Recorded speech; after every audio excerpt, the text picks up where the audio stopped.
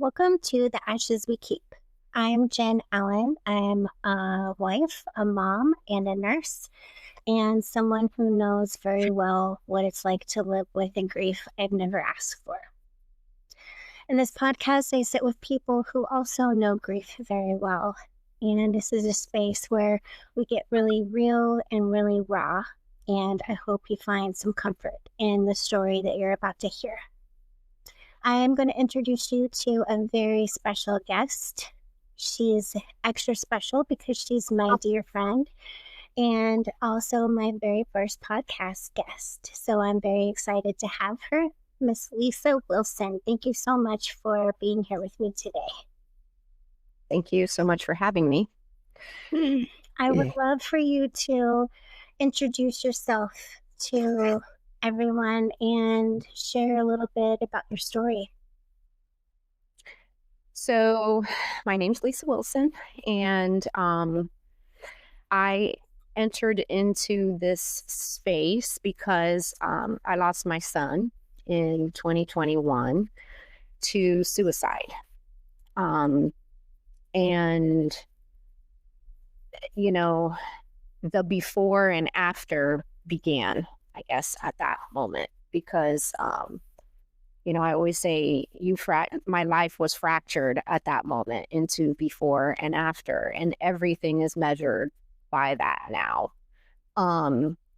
And just trying to navigate the journey of grief. It will be 4 years in August, and it's been a roller coaster of different emotions, different choices, different things. But most recently, something that I have started to help me and to help other people. We started the Rad Kidz Foundation in his honor.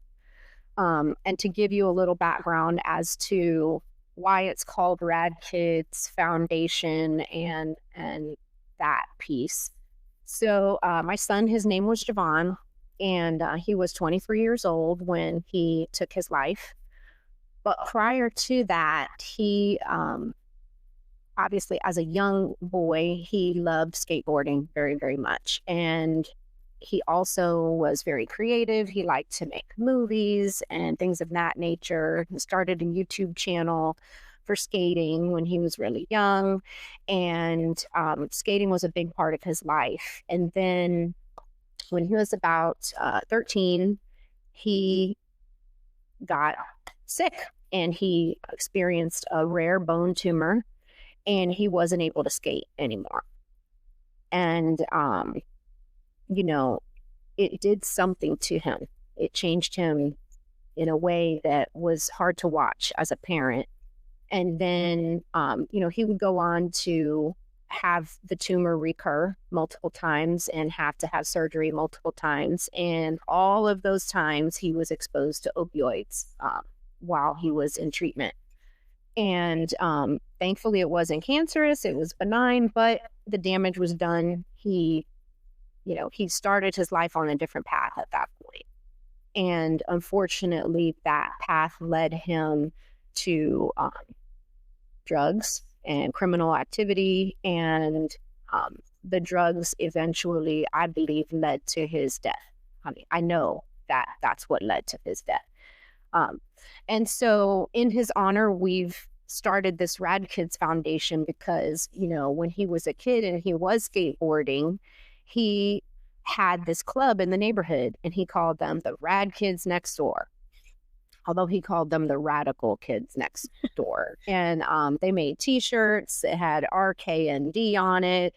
And as he got older and he wasn't able to skateboard anymore, he kept the whole Rad Kids thing going. All his friends, he called them Rad Kids. When he couldn't skateboard anymore, he did start doing music. And in that arena, even he calls his fans the Rad Kids. They hashtag Rad Kids for life. It's like a thing. And so I couldn't think of anything else more fitting than to call it Rad Kidz Foundation. And our whole goal is to help build resilience in kids. Not to say that he wasn't resilient, because he was, but when you're under the influence of drugs, you're not yourself. Yeah. And I think that there were times along the way that intervention should have been put into place, and there just weren't interventions available, or I didn't know where to find them. And,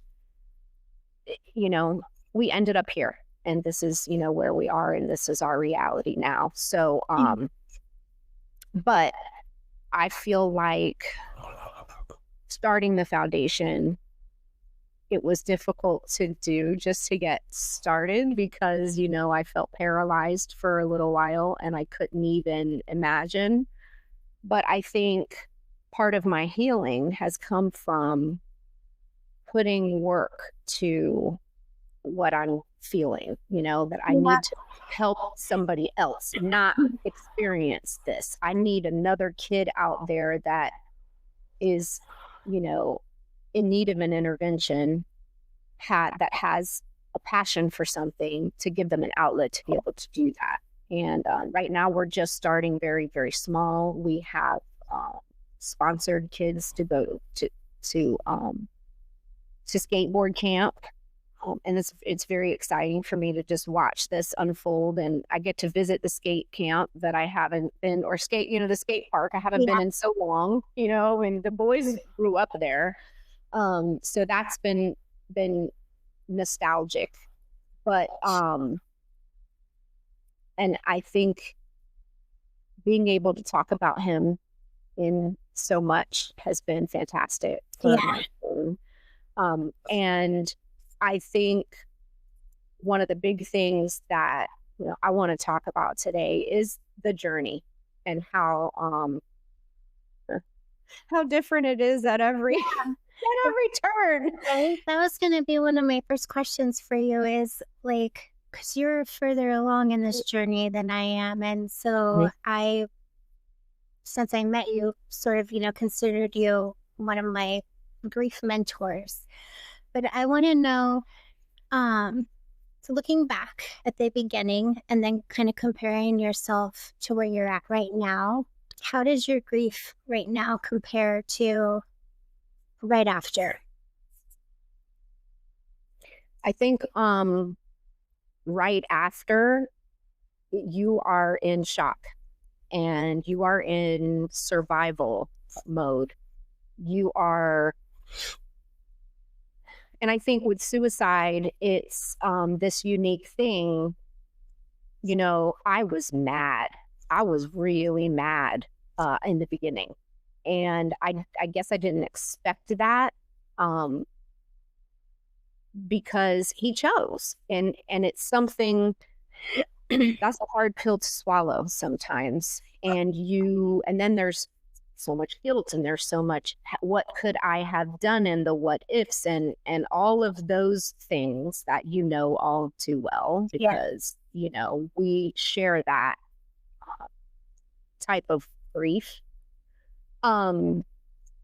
So looking back, I don't remember a lot of the first year. There's chunks of time that's just missing, that I believe, your brain protects you from. I believe, I don't know, but I do. I look back and go, I don't remember that. I know the second year, it was real. It became real. And I remember the second year being 100 times worse than the first, just in the sense that, I've heard time heals all wounds and things of that nature. And, the more time that passes, the easier that it will get. No, more time that passes will just be more time that has passed. And that's it, pretty much. And honestly, the gap between the last time I heard him, spoke to him, saw his face, touched him, has now grown even wider. Yeah. So in a sense, I think going into the second year, it was realizing, oh crap, this is getting long. This is getting farther away. This is getting more, intense. Um, and I think after that, it was once I think I accepted the fact that this is just a thing that I can't fix. I can't fix this one thing. And I had to decide at that point, I want to live like fully Yeah. and not halfway and not just exist and breathe. And I want to heal and I want to laugh and I want to do all the things. It was a decision I had to make and a realization I had to come to in my own time, Yeah. nobody's time but my own. And it's a choice that I make on an ongoing basis. I choose over and over again to heal. I don't just choose it the one time because I also choose to go in and bury myself into a hole sometimes. Yeah. And I allow that time to be in that space and I say, okay, I'm going to let this be right now. I can But appreciate that because I've learned that if I ignore grief, um, I think you've probably heard me describe it this way. I think of her as my very needy friend, and if I ignore her, she's a bitch, and she will come after me, and yeah, she will be relentless. And she so, just gets louder. yeah, so I hang out with her sometimes on a regular basis on purpose so that she doesn't come after me. Not that Right. she doesn't. Still, sometimes I've heard people call grief a sneaky bitch, but Yes. but I feel like paying attention to my grief has been helpful. Agreed. I do agree with that. And when I say, I chose to go ahead and accept the fact and I chose, I do want to heal. I do want to live. I do want all the things. And it is a choice I'm consciously making and that I do choose sometimes to lay down and cry and feel whatever it is that I need to feel because, in the beginning, my grief took up an enormous amount of space in my life. Yeah. Um, Even when I was present, I wasn't present. So, you're in a meeting, you're talking to someone and their mouth is moving and the words are coming out. And at the end, I'd have to go, I'm sorry, but can you repeat yourself? Because Just all of I it, didn't hear please. a word you just said. At those moments, I'm realizing, oh my God, I have completely checked out Yeah. of this moment. And it took up a lot of space. And though the moments in between where I could find, a glimmer of myself, which that's a whole nother funny subject because, you know, you're you're never the same person 2 times in a row. Today chain of events has molded me into someone new. Yeah. The conversation that we're having, I'm changed after this because it's just life is ever changing and just accepting the fact that in this moment, this is okay. And the Yeah. next moment, it just might not be. And whatever comes after that, I'll deal with it when I get there. And knowing that I'm going to get through it. I think I can trust myself now after this much time to know that I'm going to be okay. Yeah. I really appreciate the fact that you um, talk about it in a way. What am I trying to say? That you acknowledge that you had a choice in the matter. And I think that's something that is really important for us to talk about in the grief space because we can't control everything that happens to us. Like you and I both know if we had our way, our boys would be here with us right now. There would be no Rad Kidz Foundation and there would be no The Ashes We Keep podcast. Yep. And we would even give each other up for our boys. And um, it's a choice, obviously, that we did not make. But we do have a choice in how we react to what happened in our lives. Um, and that is something I think people don't talk about enough. I see a lot of moms, especially, talk about being so absolutely devastated, 10 years, 12 years, 20 years after they've lost their Yeah. children. And it breaks my heart. Like I hurt for them so much, not because I'm healed or I'm not sad, but because they are choosing to not live. And it just hurts my heart. I hurt for them and I hurt for their families. And Mhm. I hope that they can find the courage to choose to live the life of both and, to understand that you can live with joy and Yes. grief. You know, I journal, but, and I have the funny thing is, I always say when this happened, I felt like I was at a point in my life where, like, I was good. Like, things were going well Yeah. in a lot of arenas. I mean, obviously, you never have it all figured out, but things were good. And then, I have described grief like a bomb in many, many, many times in conversations with people, because when a bomb goes off, the closer you are to the blast, the more damage. Yeah.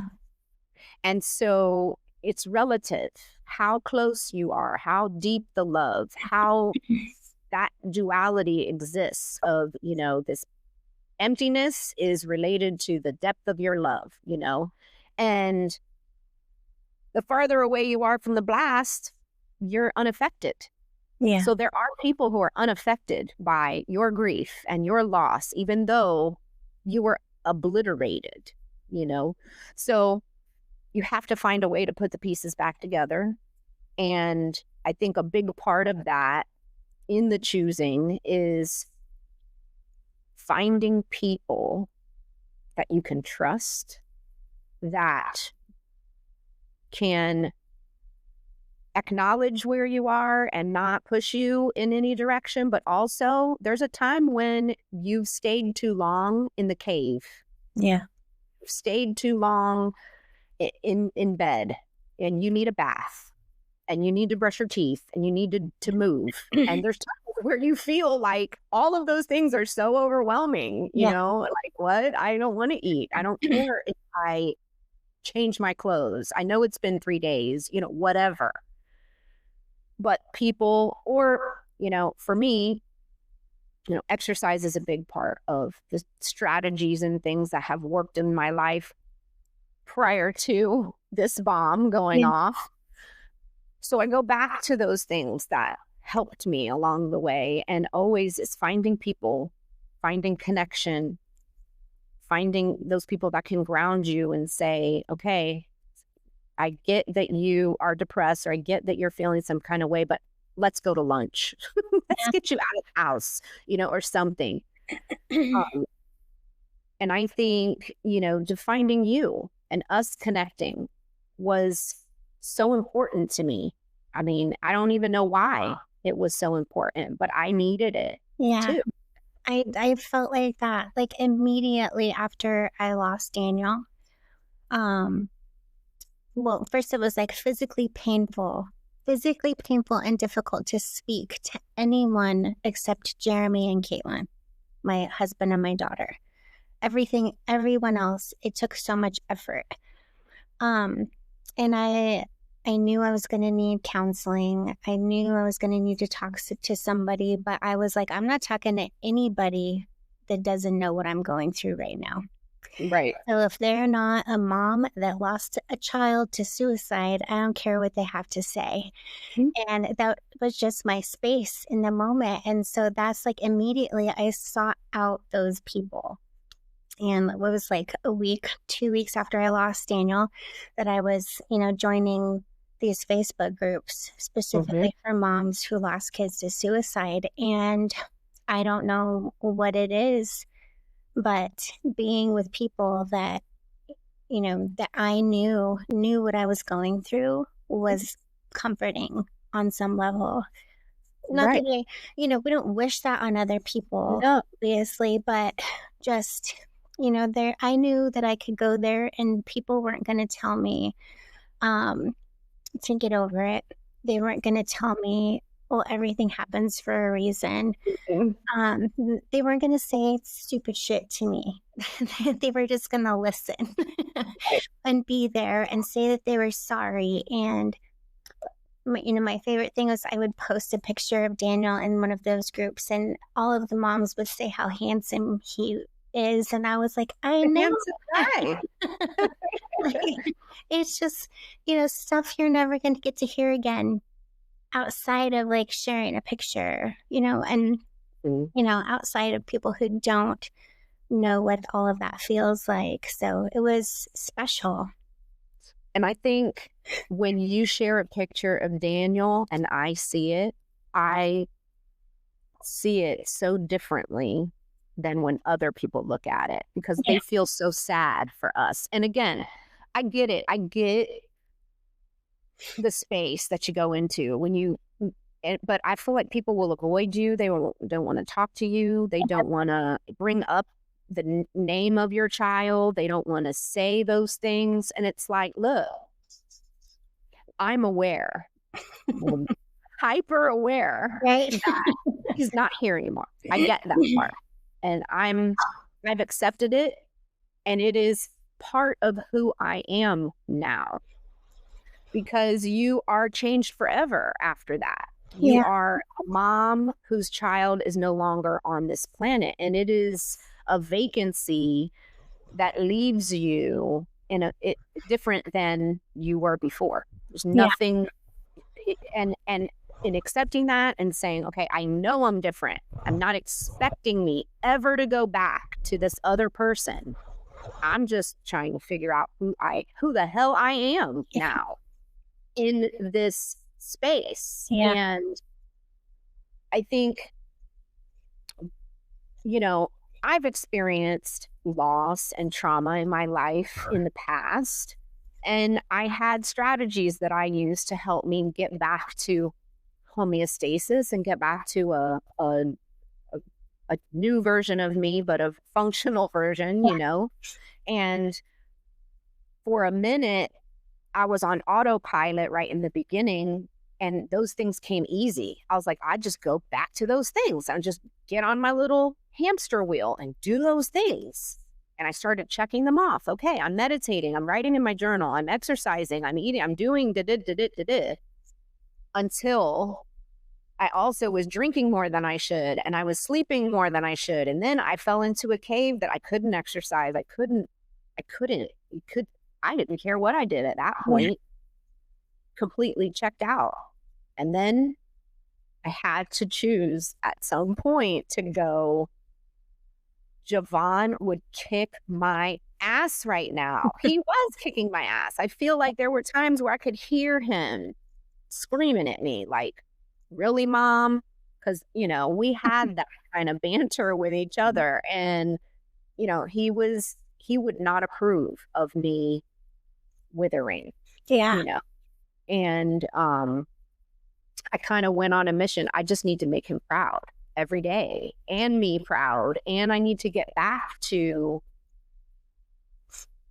it's okay and it's not selfish for me to want to thrive and be happy and whole.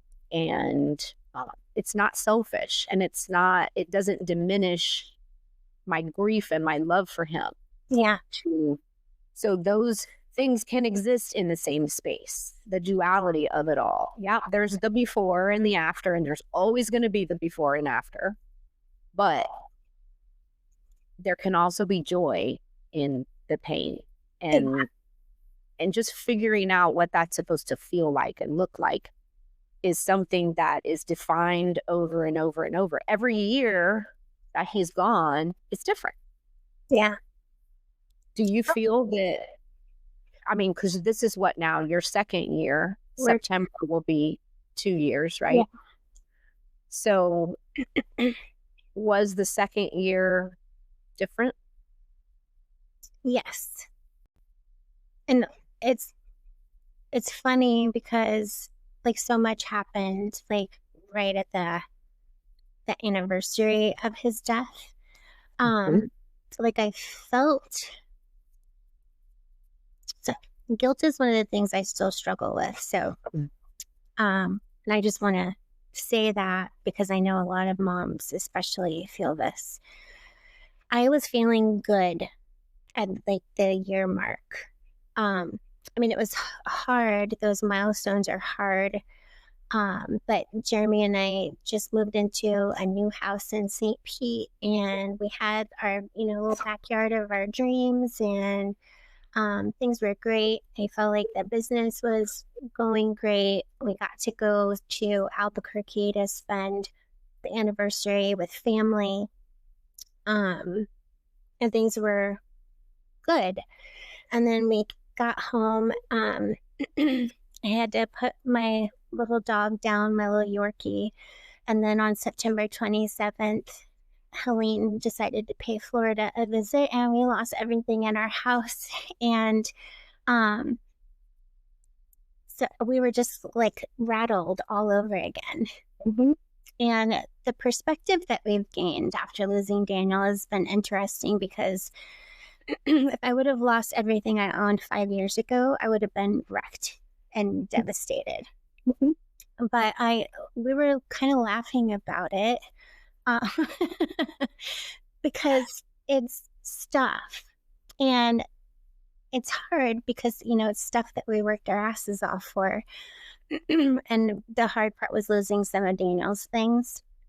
Like his letters were ruined, and I have like 3 photos that survived the flood, and that's it. Everything else is on the computer, thank goodness. Except Yeah. for their little kids stuff.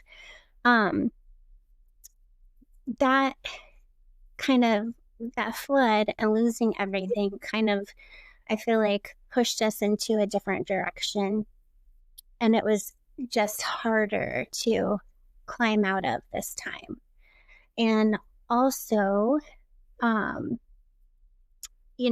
our brains, especially moms when they have kids, our brains are wired to believe that our children are here. Kind of Mhm. like your brain knows that you have 2 hands and 2 legs and 2 feet. And Mhm. then you lose one, and your brain is still pretty sure that all of those things are there, even though they're not. And I feel like that second year is when your brain is starting to go, you know what? Something's Yeah. definitely missing. Mhm. Yeah, and it's something that's never going to come back. Right. And so it has been harder on in that way. Like some things are easier. I can breathe. I can talk to people. I'm work out. I do business. I take care of our house and stuff like that. But grief wise, like coming to that realization, Mhm. it has been a whole different world. Yeah. I find myself sometimes like I can't wait till like the anniversary so that I can get into year 3 because hopefully that'll be better or different or It will be different, something better. Well, else. again, it's been a roller coaster Yeah, because, even in the same year, I will have my ups and downs yeah, and my moments when I can sit and I can deal. And then there's moments where I feel broken and I'm yeah, like, something's wrong with me. And, over and over, I have to remember I'm not broken. You know, I am, there's pieces of me that are missing, and I'm trying to function as if those pieces were still there and they're not. yeah, And it's funny because the body and the mind, they are wired to heal. We are self preserving creatures. We'll tell ourselves a story in our head to fit the narrative that we want to believe. And sometimes you have to lie to yourself to get where you need to go. And there's times where I do have to, just fake it till you make it. You're going to be all right. I don't know if I'm going to be all right or not, but will tell myself that every single time. Yeah. Um, and, and talking about it is, and I had breakfast with, one of my longest friends I've had. We've been friends since we were 4. So 40 plus years, a little while, we've been friends. And, we're just talking about grief and different things. And, I feel bad because every time we hang out, both of us are crying at some point, like, do you cry with all your friends? And she's probably thinking, no, not really. But, the depth of the connection that you have, when you allow vulnerability to come in and you allow yourself to, be vulnerable with someone and open yourself up in the times where I've been allowed to share my story, I was then allowed to hear other people's stories. Yeah. And I know I felt better. And I hope they felt better after the conversation because, I think that's one of the things that I've learned is that I don't care if it makes you uncomfortable. Yeah. This is my life and it's uncomfortable. So deal with it. Yeah. And not asking permission, to grieve. I don't want to be around people. On Christmas sometimes. Yeah. Birthday is very close to Christmas. Or certain holidays that and if that upsets you, that's a you problem. Yeah. Because I'm good. I'm over here and I'm good. And if that upsets you, I'm just going to let you have that for yourself and be okay with that. And I don't have to make everybody happy. I don't really care. Because I know that my cup is empty right now and I don't have anything to give. So I can come to this party if you want me to come, but you're probably going to regret that you invited me. It's a barrel of fun. Okay. And accepting where I am and listening to my body and honoring myself when I don't feel like being social and not feeling bad about it. Yeah. Oh, I don't feel bad. Sorry. Do you, I know a lot of people experience, like additional losses after they lose or, have a profound loss, like a child or a spouse or any young loss, especially. Mm-hmm. And people lose like friends and family members and stuff like that. When that happens, did that happen to you? I wouldn't say I've lost them, but I have been told by people that it's hard to be around you because it reminds me of the loss of him.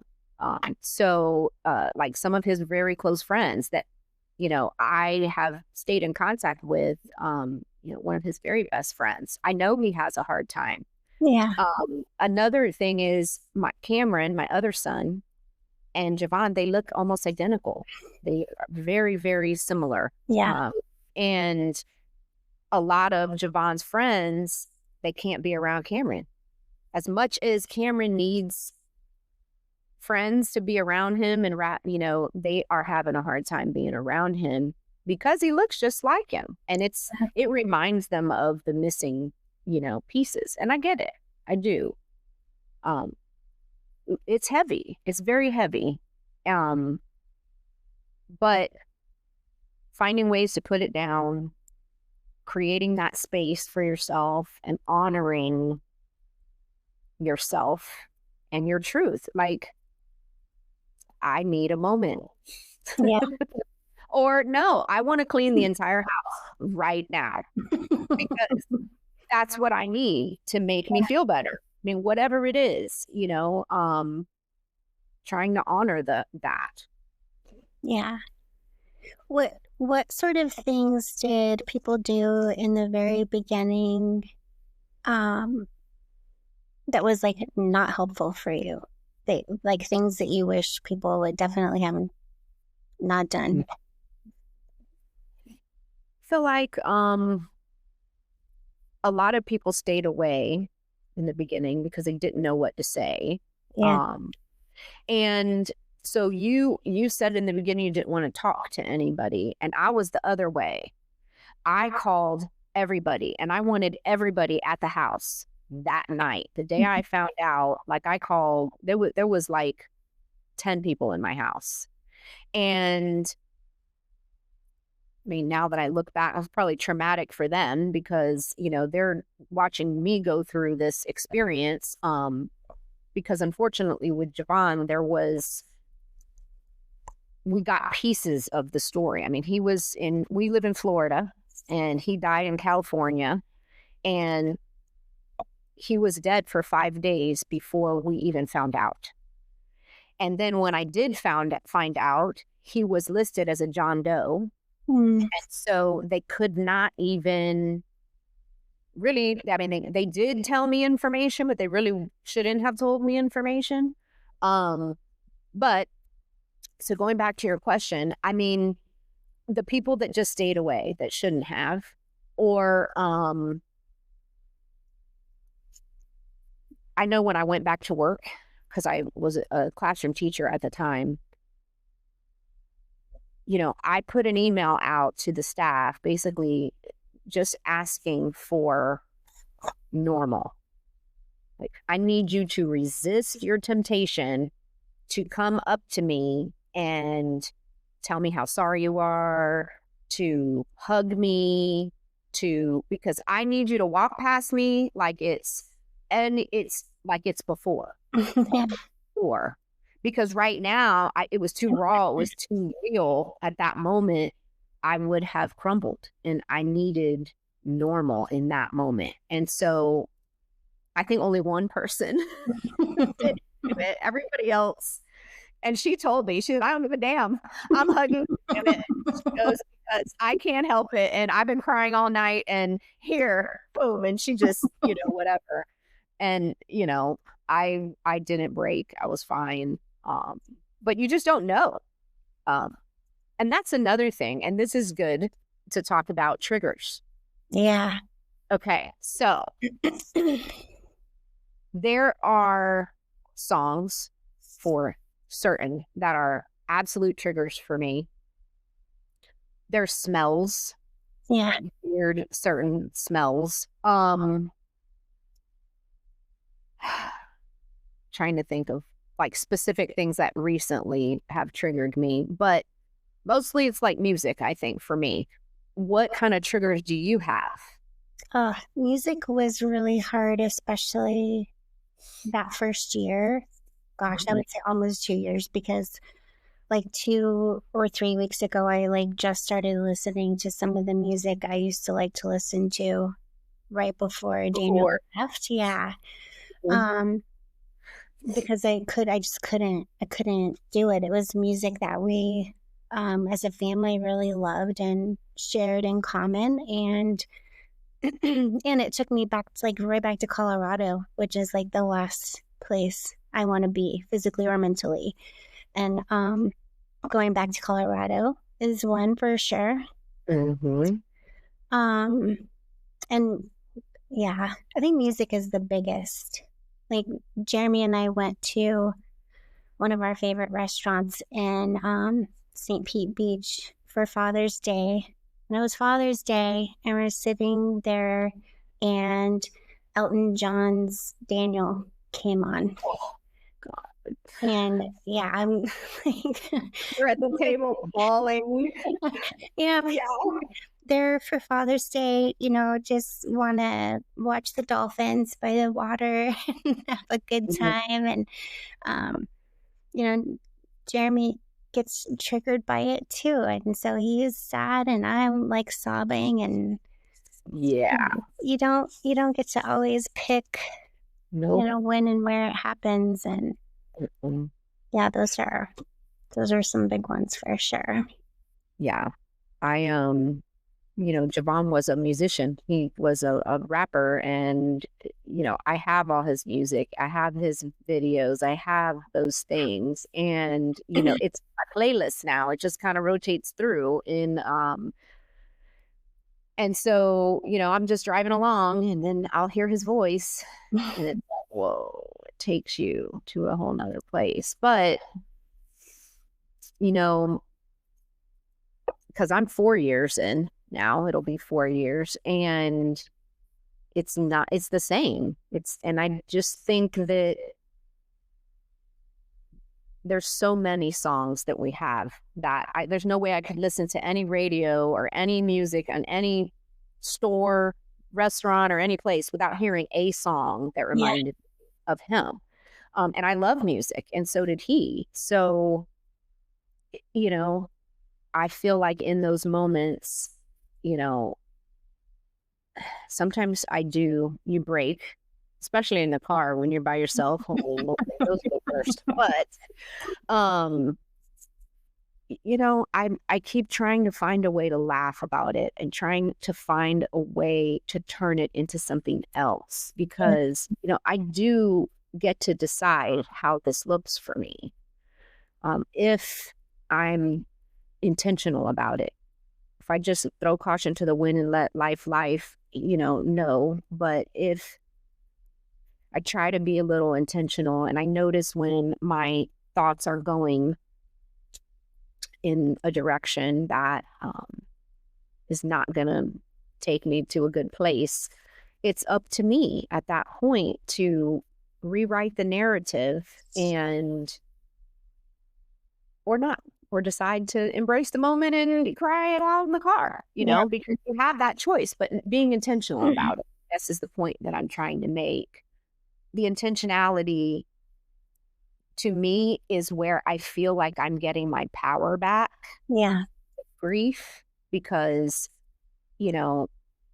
you do feel like this is being done to you, especially in, I didn't have a choice, someone else decided a decision, and that decision affected all the things. And now here we are. Now what? Yeah. So, yeah. Yeah. That kind of goes back to what you were saying earlier about consciously making those decisions on a daily basis.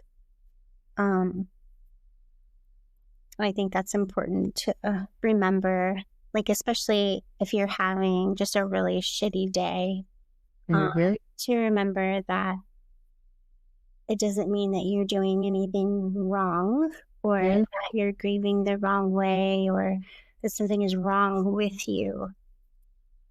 That, you have the choice to, like you said, sit with it in that moment if you're able, or maybe make time for it later if it needs that attention.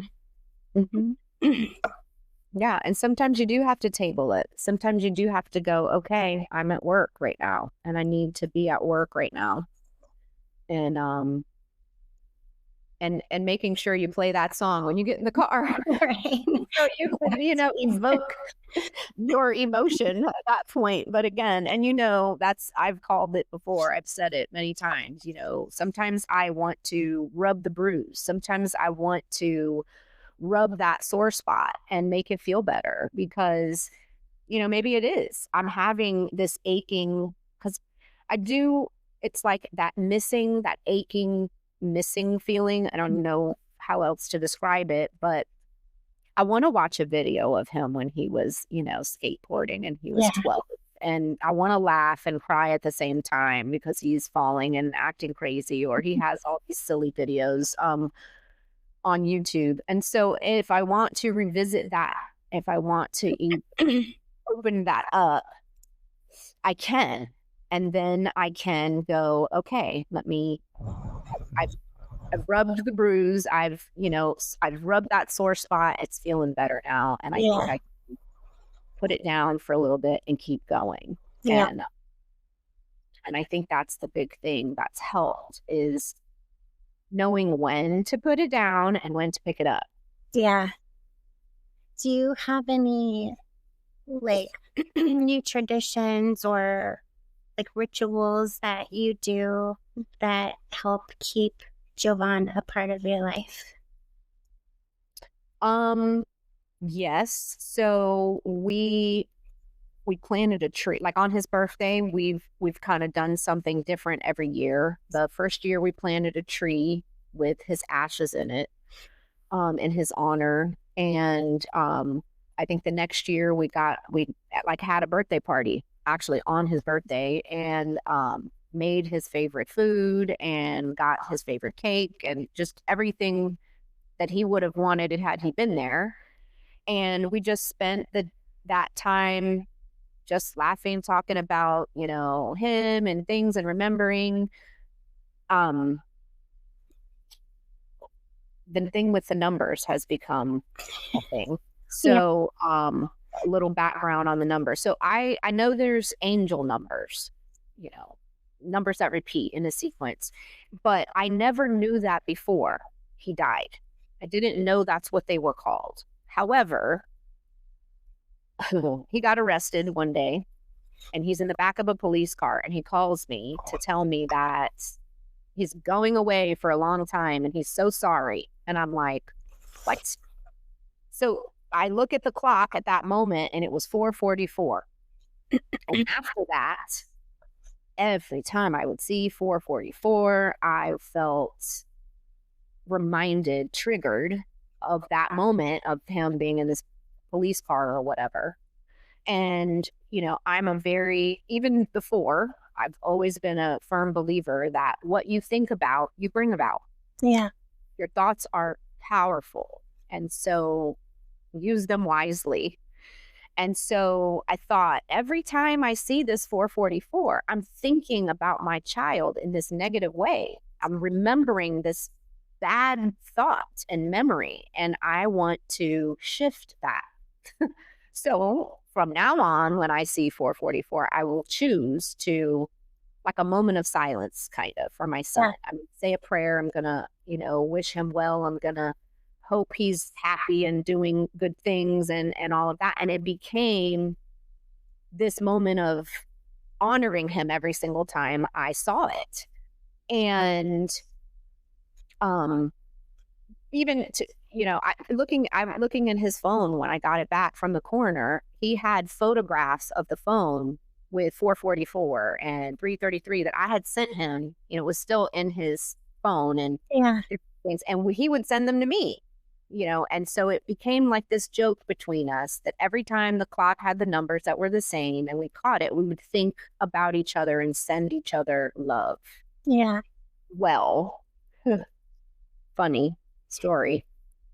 Um, when I got the coroner's report back, um, I see 222 stamped on the corner of every single page. And I'm like, I had to get my readers out to see what it was. It was the crypt that he was in, was 222. Wow. And so to this day, when things are going bananas or, whatever, and I catch the clock, or my sister catches the clock, or my cousin catches the clock, because now it's grown into this thing that we send them to each other all the time. Yeah. I have in my phone just rows and rows and rows of like 111, 222, 333, 444.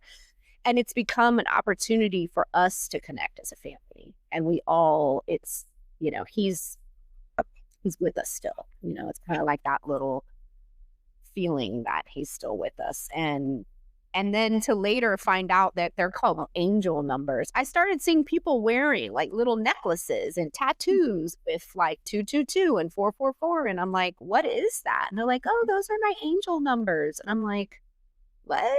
Yeah. That's a thing? Never heard of it until you told me about. Like I knew 1111. Yeah. But that Make was, a wish. yeah. Yeah. But yeah, it was ever since you told me that, every time like I'll see, I always only see 1111. I never see like anything else, but every time I do, I'm like, oh, Lisa.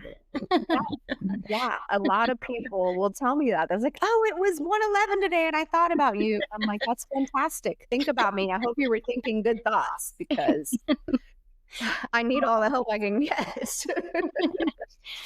Um, just want to tell you thank you so much for doing this with me. I appreciate you so much, not just for this, but for our friendship and um, for being a person that knows what I'm going through and someone that I can share with. And um, I always like to say, someone who's not afraid to get dirty in the trenches with me because they've been there. And so I just appreciate that. But I wanted to ask one more question before we finish up. And that is, if you could, how do I want to say this? What is one thing about grief you wish other people knew? Like people who have not experienced a profound loss in their life.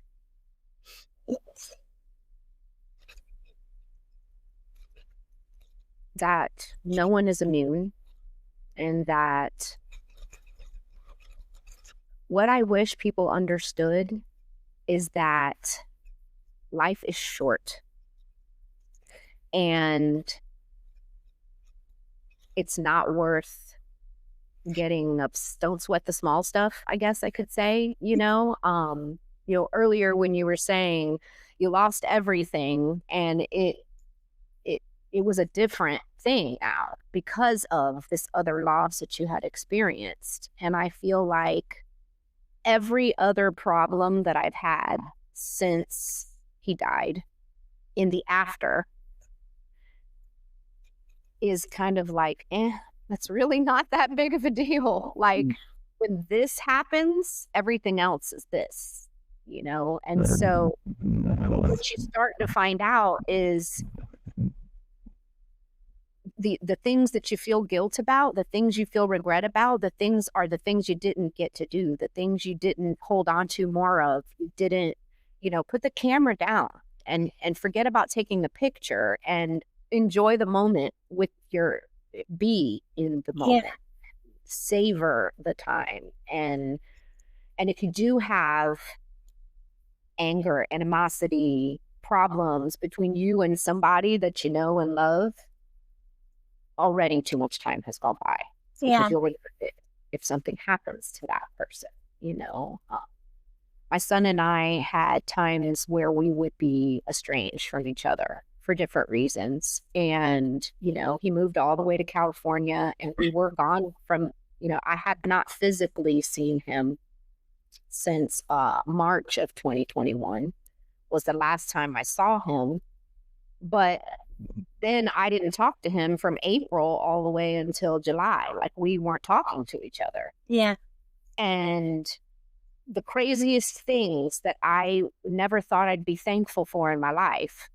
One was that we reconnected at least a couple of weeks before he died, and that I was the last person that he called, because I was. And I was so grateful that he called me to at least give me that. Like I didn't get a note. I didn't get an explanation.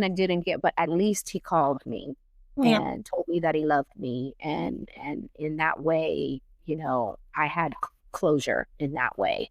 But yeah, savor the moments because life is very short.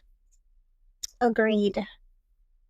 Way too short for some of us. Yeah. Thank you so much again for your time. Like I said, I appreciate you and I love you. I love you too. And I'm grateful that you are, serving on the board, helping with Rad Kidz, getting, supporting that piece and being able to do it together with someone who does understand the nuances of suicide grief, because it's different. It's different. And those pieces that are needed to help in the prevention aspect of it. I feel like I'm grateful that I have that perspective and I have your willingness to do that, because I know it triggers you too. Yeah. I appreciate you allowing me to be a part of it and inviting me to be a part of it. And I'm excited to see what's going to come of it. Yeah. Good things will happen. It's going to be awesome. Yes. And thank you for this platform. And, definitely will help people that are in early grief, any kind of grief, just understanding that, yeah, you're normal. What you're going through, you're not crazy. Although you feel like you are, you're Yeah. really not. And, it will change. I don't know about better, but I always just say it changes. Yeah. We do evolve. And if we Yes. are crazy, at least we're all crazy together. Yeah. That's okay too. Yeah. I'll be in that club. Well, But thank yeah. you. All right. Thank you everyone for joining us on The Ashes We Keep. I appreciate everyone's support. I hope that you found some connection in our conversation today, and I hope it helped you feel a little bit less alone on your grief journey. Please like and subscribe so you can hear more stories like Lisa's, and share with folks that you think might benefit from this.